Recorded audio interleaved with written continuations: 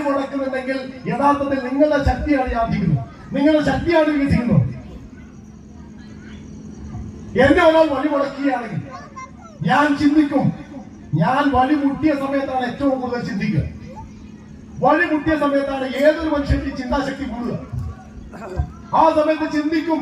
അവന്റെ മുന്നിൽ 100-150 വഴിയും തെളിയും.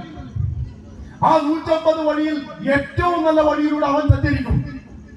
നോക്കണം, ഇതുവരെ ഇങ്ങനെ ഒരു ലാഘവത്തോടെ പോകാൻ ഉത്സാഹമായിട്ട് പോയി. ഈ സമയത്ത് മറ്റോ വീട്ടിൽ കിടന്ന് ചിന്തിക്കുന്നുണ്ടാവും, ഓനെ വിട്ടുണ്ടാവും. പറഞ്ഞ മനസ്സിലായ? കൂടുതലൊന്നും പറയണ്ട, ബാക്കി കുറിച്ചത് ഉപയോഗിക്കില്ല. നിങ്ങൾക്ക് ശത്രുക്കൾ വേണം. നിങ്ങൾ അങ്ങോട്ട് ശത്രുതായിരിക്കരുത്. നിങ്ങൾക്ക് ശത്രുക്കൾ ഉണ്ടെങ്കിൽ നിങ്ങൾ അവിടുന്ന് മുതൽ നിങ്ങളുടെ ഓട്ടം വളരെ വേഗതയിലായി.